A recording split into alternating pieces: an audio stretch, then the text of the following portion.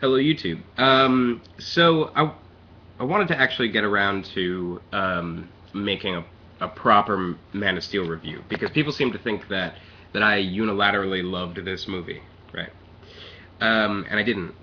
So I wanted to.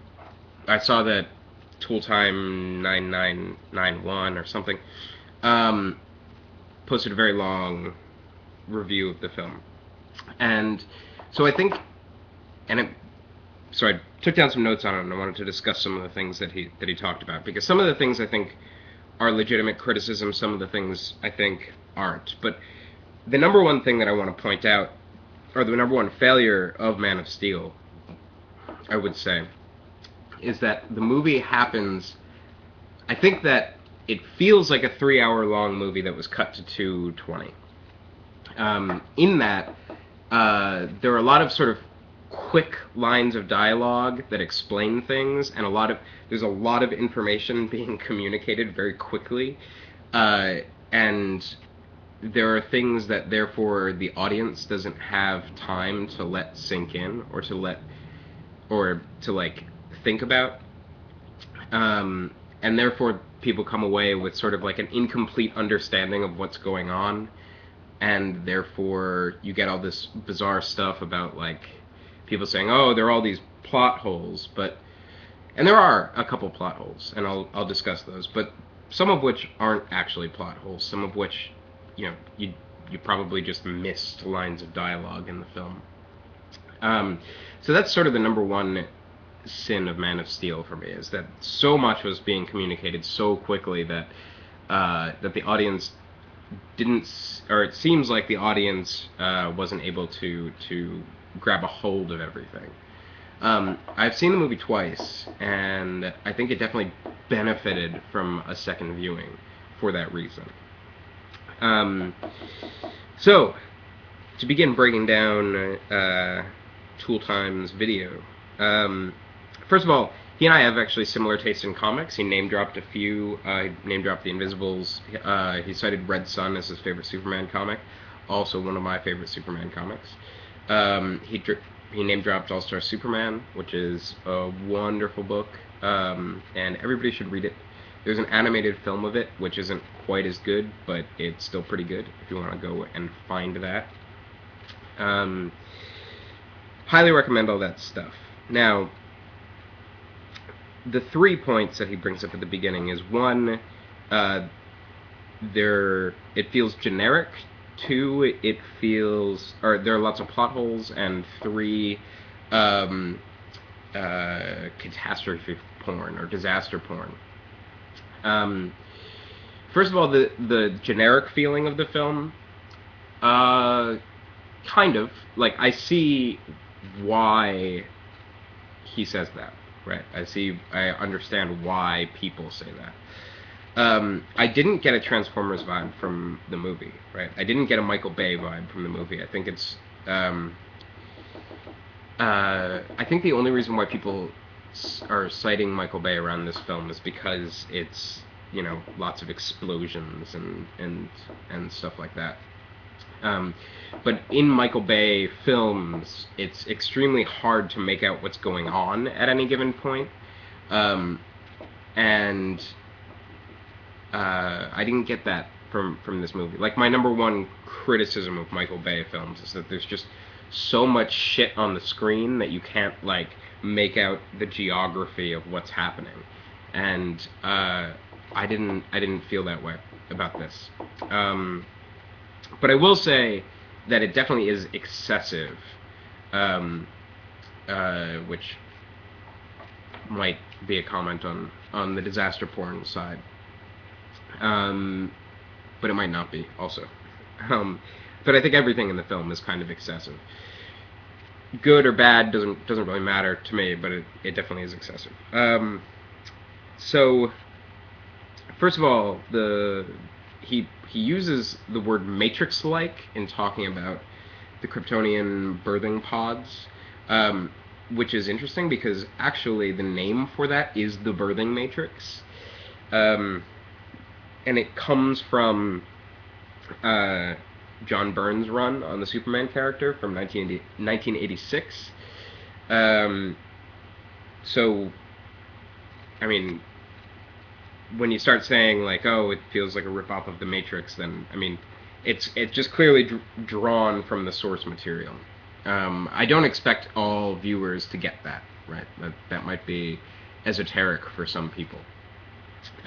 That's another thing too, is that I think that there's a lot of things happening in here that are like drawn straight from the source material, and people don't realize that it's drawn from the source material. But a more popular book that features the birthing matrix is the Death and Return of Superman. When Superman returns, he bursts his way out of the birthing matrix. Um, so yeah, the codex. Another thing that Tooltime brings up is the codex being guarded. Why is there only one codex, and why is it not guarded? And I think that the implication, and I think that this is true about all Superman books, and again, like, this is something that the general audience might not get, but Kryptonian society is supposed to be this quasi-utopian reality wherein that has just simply become decadent, and sort of falls apart because of that, right? It's the decadence of Kryptonian society. So placed against that background, I wouldn't really expect the Codex to be guarded or to be reproduced for safety's sake, because why would you? There aren't really internal threats on Krypton. It's only when the apocalypse is happening that Kryptonian society falls apart. He didn't mention the biggest plot hole. For me, it's the biggest plot hole, which is, why the hell would you send Zod to the Phantom Zone when the world is clearly ending? The council, Tooltime here says that the council doesn't believe Zod. That's something that he's importing, I think, from the Christopher Reeve Superman. In this version of the film, it's clear that the council is aware, like, there's like lava shooting up from the ground, and like everything is being destroyed around them. Like, they know what's going on, and I think that illustrates a problem in terms of, like, why would you send Zod to the Phantom Zone? It seems like not the best course of action. He then mentions pacing problems, and he talks about the first act going on forever. And I would say that the structure of the film, and I've butted heads with some people in the comments of one of my other videos about this question. The structure of the film is prologue on Krypton, and then you see the ship flying, and then it cuts to the ocean, and sailor Superman, right? When that cut begins Act 1. And I think that for me, I feel like it would have been better, actually, if instead of smash cutting to the ocean, it cut to an opening credits sequence, so that, like, the form was more clear. This was a prologue. Now we're getting into Act 1 of the movie, right? And I think that would have solved a lot of the pacing problems in the beginning, just inserting an opening credits sequence between those two. But I see where he's coming from. I see where people are coming from with that. I just didn't read the structure of the film that way. Particularly, again, this is another thing, like, particularly on the second viewing, it became clear to me, like, how the beats are laid out.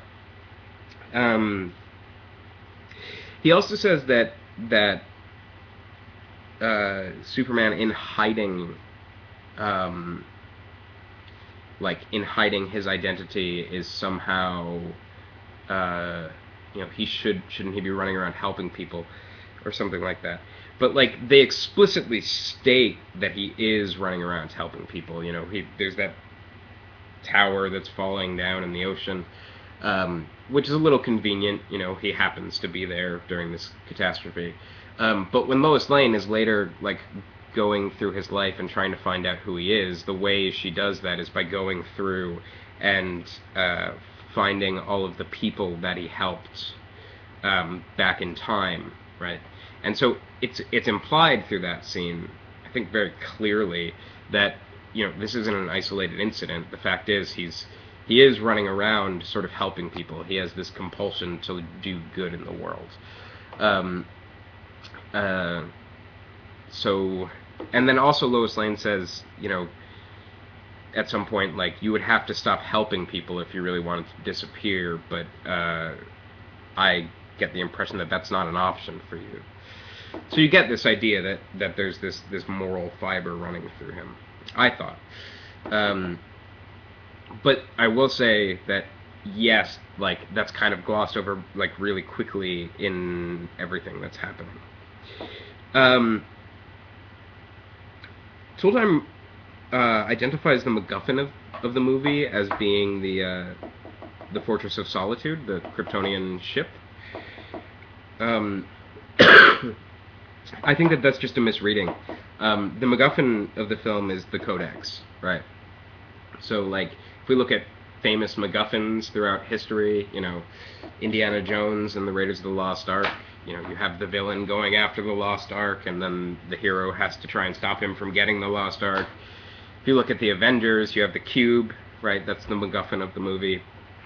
Some object, basically, that everybody's trying to go after that initiates sort of the plot. It's the Codex in the film. It's not the Fortress of Solitude. The Fortress of Solitude just happens to be the place that Lois and Clark, like, they're both there, right? That's different than saying it's a MacGuffin. Then there are two things that I think Tooltime misreads about the film, and I think a lot of people misread this stuff about the film, which is why I wanted to discuss them. Because you see people citing these things as plot holes, and I don't think that they are. I think it's a mistake. Talking about Kryptonian colonization of other worlds.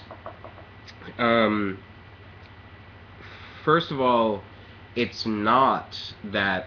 I think it's actually made very clear in the film itself that it's not that, they sent the ship off with the birthing matrix, and no, like, living passengers, right? So Clark is walking through the Fortress of Solitude, and there are all these pods around him, and he wipes one off, and there's a skeleton in there. And if you notice, behind him there's an empty pod.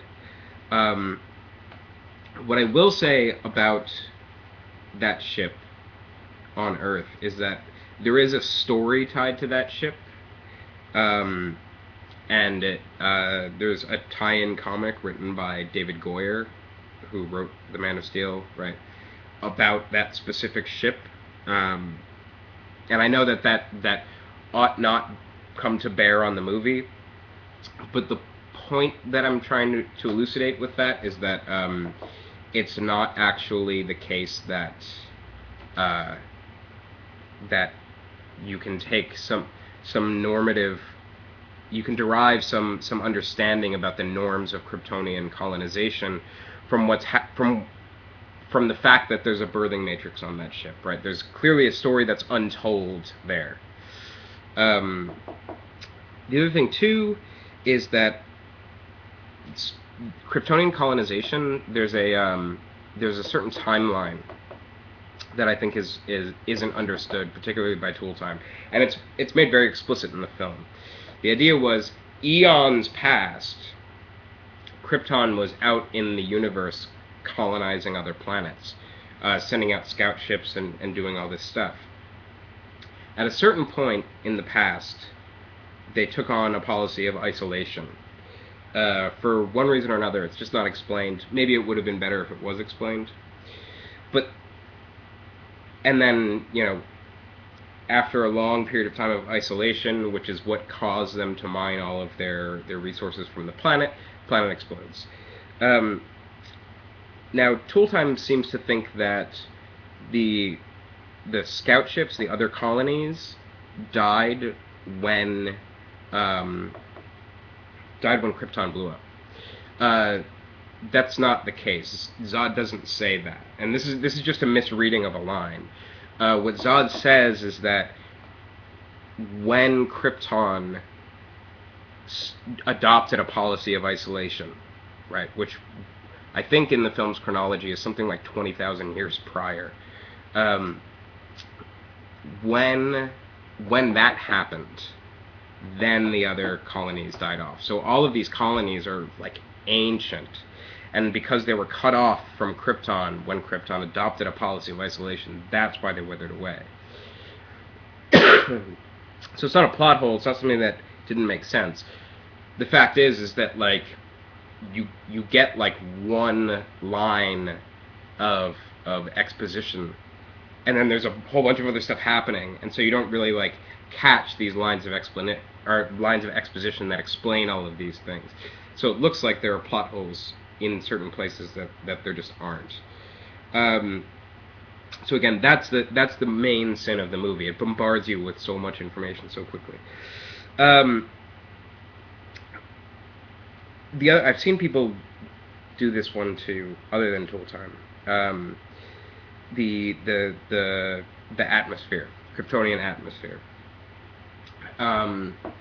What's the deal with Krypton's atmosphere? You know, Superman gets pulled onto the ship, he loses his powers, then Kryptonians go down to Earth, and they apparently have superpowers, even though they're wearing breathers, right? So it seems like the logic of this doesn't work, right? Well, first of all, in the comics, it's well established that Kryptonian materials can hurt Superman. You can stab Superman with a Kryptonian blade, and it will injure him, right? So it's not a huge leap to suggest that breathing Kryptonian atmosphere would hurt him. He's not adjusted to it, right? Like that's what they say, and therefore it hurts him. I don't think it necessarily takes away his powers. I think it just like injures him, right? Like he's coughing up blood and stuff. And he feels weak and sick and all fucked up, right? So that's something very different than saying it robs him of his powers. Second of all, Tool Time is very, very clear to say it's the sun and the atmosphere which gives him his powers, but then seems to switch really quickly to well, why do they have powers on Earth when they have breathers on? Well, because the fucking sun is there, right? Like, the other thing too is that the Earth it's established early on that the Earth has less gravity, so they're more like buoyant. But we can see that when Zod's mask breaks, when his breather breaks, his powers like grow exponentially, right? Like this is the first time he's able to have X-ray vision, right? You see him looking through his hand. This is when he starts getting super hearing, and he goes through all the stuff that Clark went through as a little kid. His powers just unfold extremely. Also, notice that none of the Kryptonians fly while they have their breathers on, but they can jump really far, which is, to me, sufficiently explained by Earth's gravity being less, while they have still Kryptonian musculature and the sun's radiation. That's just sort of sufficient. It's this mix of elements, but the fact is, the fight between Superman and Feora, for instance, sort of at the beginning of the movie, she doesn't have the same amount of powers as Superman does, but she's so highly militarily trained that she still has the ability to fight him, and with some power, right? Like, she's obviously still super fast, can obviously jump really far and do certain stuff, but she doesn't have the full scope of Superman's powers, right? So there are degrees here that I think are visually represented very clearly in the film. There are degrees of power, and the Kryptonians have some, Superman has more, and Tool Time is not taking that into account. He seems to believe that either you have all of Superman's powers or you have none of Superman's powers. So when Zod wants to change Earth's atmosphere, The idea is not he is giving up all of his superpowers. He would, if it was a Kryptonian atmosphere and a Krypton, like the planet, they talk about the planet grows in mass, so it would presumably be everyone would be heavier too. But they still have the yellow sun, so they would still have some degree of superpoweredness that they didn't have on Krypton. But I will say, that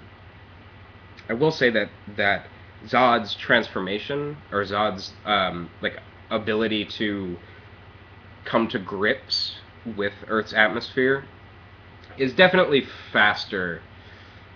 It definitely strains believability. I'll grant you that is definitely the case. The other thing, when we talk about, Tooltime mentions, it's this inconvenience that they would have to go through in adapting to the Earth's atmosphere. Maybe, I don't know, I thought that they gave it sufficient gravity. Tooltime seems to think it would be, it's just some minor inconvenience, and then you have superpowers forever, right? But there's this scene, actually my favorite scene in the film, where Clark and Ma Kent are sitting down and talking. She goes through this whole thing about talking about how he had terrible problems breathing. She was scared that he wasn't going to survive, but you're a fighter and you could do this, blah, blah, blah, blah. So the point is that, it's not some minor inconvenience. It's implied that it's the kind of thing that will lead to, massive infant mortality among Kryptonians. Or at least this is what I got out of it. Now, Mars. Yes, Zod could have just gone to Mars, and that would have been a win-win situation for everybody, except, of course, Martian Manhunter. But, fuck that guy. I guess. I agree that's a stupid point. Right. Zod could have just gone to Mars. I wouldn't call that a plot hole. I would call that Zod being dumb. And there are a couple instances of Zod being dumb, and that are just in the movie, right? Also, he says he didn't send a minion to the World Engine. I mean, it's clear that the World Engine had, mechanisms for fending for itself. That scene wasn't portrayed. Tooltime seems to think that it was portrayed as Superman just and then the thing falls over. But there are a bunch of shots of Superman getting caught up in these tentacles and stuff, and some people mentioned that they didn't like that. I was kind of indifferent to it. But I will say that it did present a pacing problem. So you have a prologue, and then you have Act 1. And then you have Act 2, which begins with Zod announcing his presence to the world. Act 3 begins with release the World Engine and all this stuff. And that third act, I've also stated before that the central conflict of the film is Clark choosing between his Kryptonian side and his Earthling side. So Clark goes to fight the World Engine. He defeats the World Engine, thus thwarting Zod's plan. Then he goes into Zod's ship, and Zod says, no, don't destroy this ship. If you do that, you'll destroy everything, right? You will destroy everything about Krypton. Krypton will be annihilated. And Superman stops, and he thinks about this, and then he makes his critical choice. Excuse me, I'm a little sick.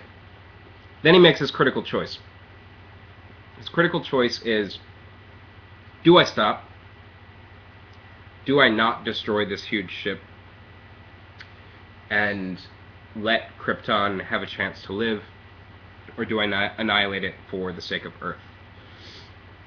And I would say that this is another instance of the film needing scenes just needed an extra 30 seconds or so, right, to breathe and let the gravity of the problem sink in, because it wasn't portrayed as this central moment. But for me, that's actually the climax of the film, where Superman says Krypton had its chance, and then he blows up the ship with his heat vision and all of this. And then things get sucked into the Phantom Zone, and that should have been the big climax that leads into the denouement of Clark going to the Daily Planet. But then you get this other thing where Superman then has to fight Zod and kill Zod, right? This is breaking Zod's neck. So that's a pacing problem as well, right? Like you have two climaxes in the film, and that second climax, I think, overshadows what's actually going on narratively. So the point is that there's just so much happening so fast, right? And like things aren't given the necessary room to breathe that they should have. In some way, like my biggest gripe with the film is that I feel like somewhere there's a director's cut of this film that's far superior, that makes certain aspects of the narrative much more clear. So, what else? Catastrophe porn, he calls it. I've heard it mainly referred to as disaster porn, but it's the same idea. And Superman's indifference to casualties. I think that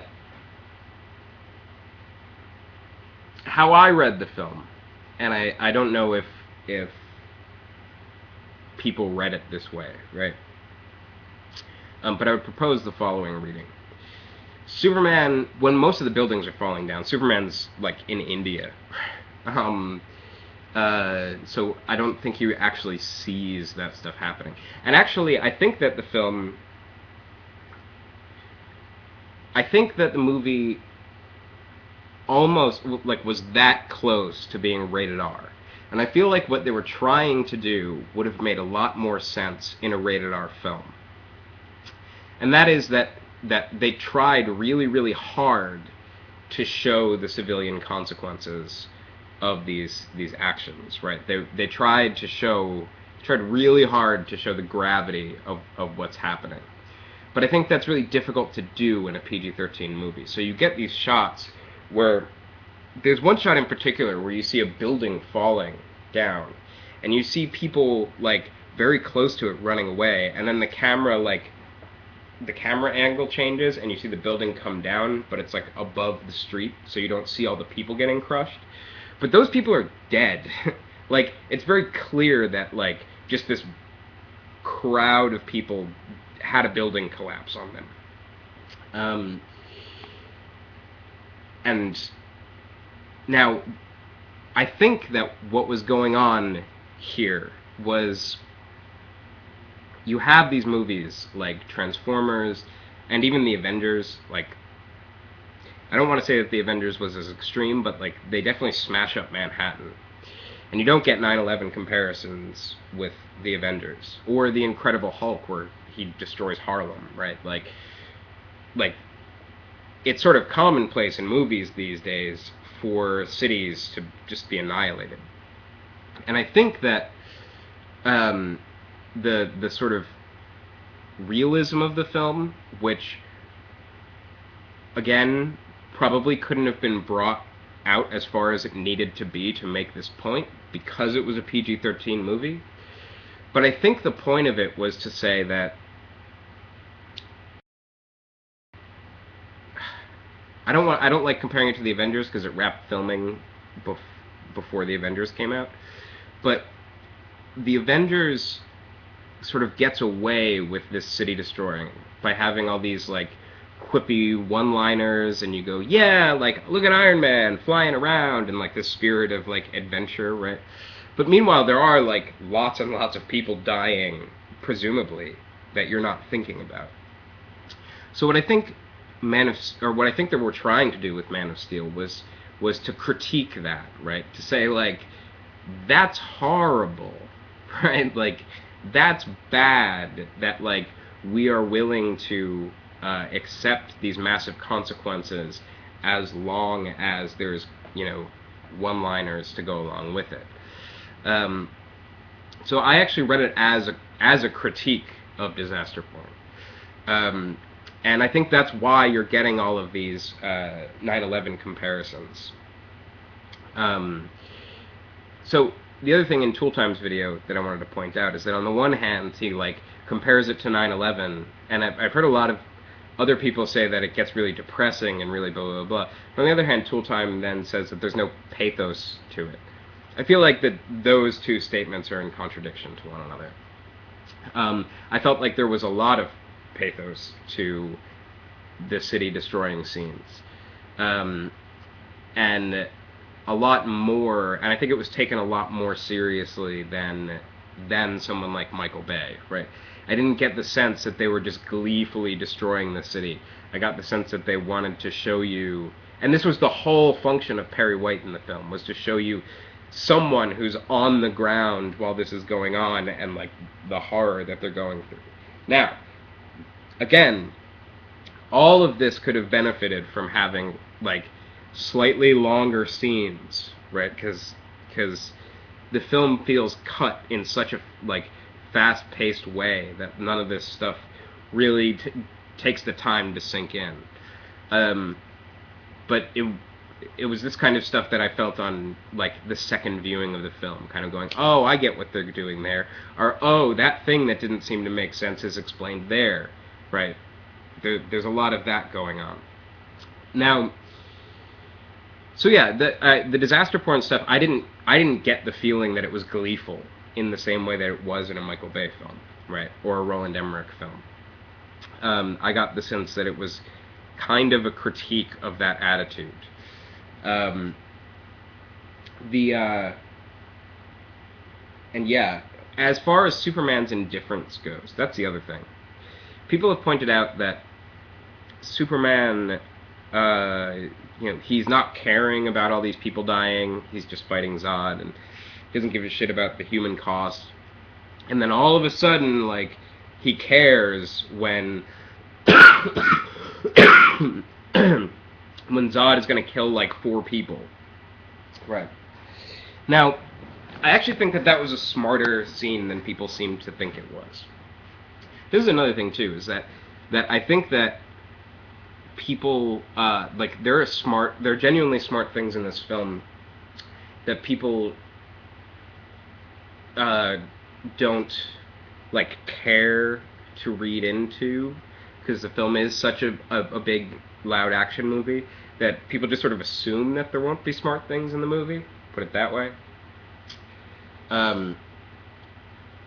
So the way I read this scene with Superman snapping Zod's neck and saving the family was that Superman was in India, right, when the world engine was going and the buildings were falling down. Superman comes back, the city's just in rubble, but what he sees is buildings falling. And I think it's a very human painting of Superman. I think that this is a very human kind of flaw that we would all have in that situation. And I'm speaking as a New Yorker, right, who was in New York. I was in my teens during 9/11, right? And we have this strange ability during these experiences of trauma to see things as rubble, rather than to think through the fact that they're flesh and blood human beings with families and stuff. This is the old Stalinist idea that the death of one is a tragedy and the death of millions is just a statistic. This is what I think is happening psychologically with Superman in this moment, is he comes back and he just sees this rubble everywhere, and he's pissed. Clearly when he fights Zod, he's angry about it. But the costs of what's going on haven't fully sunken in. And at this point, during the Superman Zod fight, you don't actually see people, really. You see them flying through buildings, and you see stuff like this. So there aren't really humans around. So this is what's going on in Superman's mind at this moment. It's just, I have to stop Zod, and fuck it, I'm going through buildings, but but I have to stop Zod, right? And it's this monomaniacal moment, which is Superman's like failure in the film. It's a character flaw, I would say. Then when Superman sees this family, and Zod is trying to kill them, he actually sees flesh and blood human beings that are being threatened by Zod, rather than like a building falling over or something. And it's not that, oh, all of a sudden he just cares, but it's what I get out of that scene is that all of a sudden he realizes, like, in an immediate way, the human cost of all of this destruction. He recognizes how horrible everything is, and he recognizes that, like, through that, he has to kill Zod, right? Through that, it's like, you have killed so many fucking people, and if this fight goes on, we're just gonna kill so many more people. Because people have pointed out that, like, Superman could have flown away with him and stuff like that instead of killing him. But I don't think the point is that he physically had no way out. I think the point is that, oh my god, look at the horror of what's happened. And it's in seeing these human beings and in seeing the threat to them that he's able to recognize the impact of the destruction. And then he kills Zod. So that moment for me is like the final piece put into place in Superman's psyche. You know, I think over the course of the film we get like these different aspects of the Superman mythos kind of falling into place. And the final piece is this, you know, sort of the classic Superman move of let's go to the moon and fight to save all of the civilians, right? I think here we get sort of a brash young Superman who in that moment, like, grew up, right?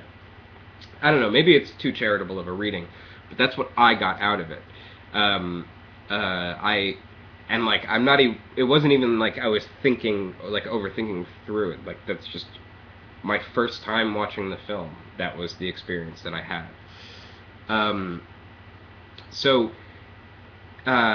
And then we get Clark going to the Daily Planet, and then Tooltime misses. It's curious because he seems to, like, hear one line of dialogue and then, like, miss the second line of dialogue following it up. So he needs to keep his ear to the, like, why does he want to be a reporter? He says, I need a job where I can keep my ear to the ground and hear what's up in the world. And Tooltime says, well, we live in the age of Twitter and the internet, and it's not hard to stay informed. Why do you need this job, right? But then Superman says the next line, right, which is, I need a job where I can leave and go into dangerous places, and, you know, without anybody questioning me, right? So it's those two things together. And I think when you take those two things together, like, it makes much more sense than if you just take the first half and completely ignore the second half. It's the same mistake he's making when he talks about Kryptonian atmosphere. Like, he says Kryptonian atmosphere gives power, or helps, or excuse me, Earth's atmosphere helps Superman give his powers. Earth's sun helps give him the powers. And then, like, throughout most of his criticism, he ignores the fact that Earth's sun also gives him powers and acts as if it's just this one thing that everything hinges on. But the story is much more complex than that. So again, I think that there are plot holes. The Mars one is a legitimate plot hole. One that he didn't mention is why they sent Zod to the Phantom Zone. I think that's a legitimate plot hole. I don't think it's a plot hole, but I think it's convenient when Zod is like, Lois Lane, you come on my ship too for some reason, right? So that was a bit convenient. Also, he mentions that the physics of the world engine collapsing. What he doesn't mention is that Lois Lane, like, everything around them is destroyed, but Lois Lane falls out. That's clearly, it's not a plot hole, but it's clearly ignoring the laws of physics, and it definitely strains the ability to suspend disbelief. Zod adapting really quickly strains the ability to suspend disbelief. There are definitely moments like that in the film that are problematic. Yes, the dialogue is generally terrible, like, he is not our enemy, and stuff like that, right? Um, you get a lot of stuff like, which I loved actually, sort of campy sci-fi stuff, like, release the world engine, right? When I saw that line, I was like, hey. In love, though, it wasn't laughing at the film. It was kind of like, this was my experience of fun having the film. A lot of people felt like there wasn't fun in the movie. For me, lines like that are the source of fun. Maybe I'm a mouth breathing idiot, but so yeah, Man of Steel is not a perfect film. Oh, the other thing I wanted to point out, disaster porn is, you know, for me, the ethics of showing that, or the objections to showing that, all hinges on how they treat it in a sequel. Like, if in the second film they just totally ignore this massive destruction and source of human casualties, then I feel like it's a lot more objectionable than if that becomes like a central like issue in the second film. Then it is less of an issue for me. So yeah, those are my sort of positives and negatives for Man of Steel. I think it's a very big, loud, fast-paced movie that I read one review where somebody says it's like being mowed over by a steamroller. Whether like the reviewer was like, I don't even know if it was good or bad because it was just like, I feel like I was just beaten to a pulp. And I think that the movie does have that aspect to it. I think it's very muscular. And I think that there actually is a lot of nuance in the film that you miss because of that. So I guess you could say that that's kind of a criticism. I think that the muscular nature of the film eclipses whatever nuance there is. And so therefore the viewer has trouble sorting things out, right? Sorting out the logic of things like Kryptonian atmosphere, or sorting out the logic of things like the birthing matrix or Kryptonian colonization, which are big topics that aren't really like discussed extensively. But